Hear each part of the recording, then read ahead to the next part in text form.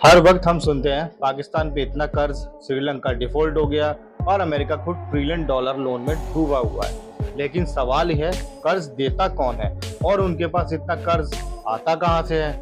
आज हम इस घूमती दुनिया के सबसे बड़े फाइनेंशियल राज की पोल खोलने वाले हैं। मैं हूं यश, आप देख रहे हैं फैक्टोपीडिया जंक्शन, जहां हर स्टेशन पे मिलता है ज्ञान। देश 4 तरह के सोर्सेज का कर्ज लेता है।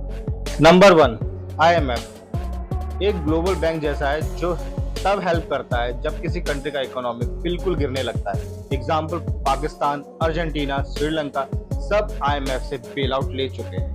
Number 2, World Bank and ADB ये इंफ्रास्ट्रक्चर या डेवलपमेंट के लिए पैसा देता है, school, roads, electricity project etcetera. Number 3, दूसरे देश जैसे चाइना जो बेल्ट एंड रोड इनिशिएटिव के थ्रू स्मॉल कंट्रीज को पैसा देकर उनके पोर्ट्स और लैंड लीज पर ले रहा है। चाइना ने पाकिस्तान को, नेपाल को, इवन अफ्रीका के 20+ कंट्रीज को कर्ज दिया है। Number 4, private bank and investor JP Morgan, Goldman जैसे बड़े इंस्टीट्यूशन गवर्नमेंट बॉन्ड्स खरीद के लोन देते हैं।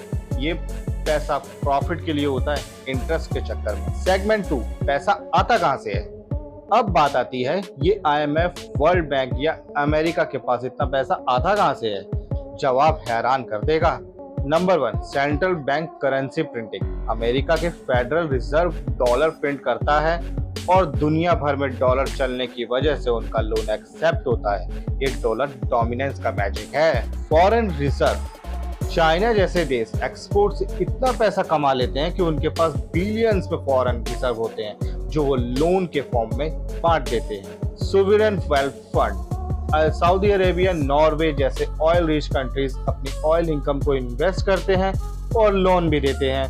नॉर्वे का सोवरेन फंड 1.5 ट्रिलियन डॉलर से ही बड़ा है। चौथा नंबर है bonds and investment. Government bonds issue करती है जैसे US ट्रेजरी बॉन्ड, बाकी देश या बैंक्स को खरीद लेते हैं और उसके बदले गवर्नमेंट को कैश मिलता है। सेगमेंट 3, ये सिस्टम काम कैसे करता है। सिस्टम सिंपल है, अमीर देश कर्ज देते हैं, गरीब देश इंटरेस्ट के बोझ तले दबते हैं। IMF जैसे इंस्टीट्यूशन कभी कभी टफ कंडीशन भी लगाते हैं, सब्सिडी हटाओ, टैक्स बढ़ाओ वरना लोन नहीं मिलेगा। और कई बार कर्ज लेने वाले देश अपनी सुवरेनिटी तक रिस्क में डाल देते हैं, जैसे श्रीलंका ने हम्बनटोटा पोर्ट 99 ईयर्स के लिए लीज पे चाइना को दे दिया।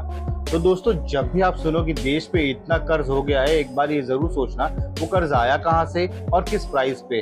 ये लोन सिस्टम दुनिया को चला भी रहा है और फंसा भी रहा है। ऐसे ही हाई ओपनिंग फैक्ट के लिए फैक्टोपीडिया जंक्शन को सब्सक्राइब करो, बेल आइकन दबाना मत भूलना और हम मिलते हैं आपसे अगली वीडियो में। तब तक के लिए बाय बाय।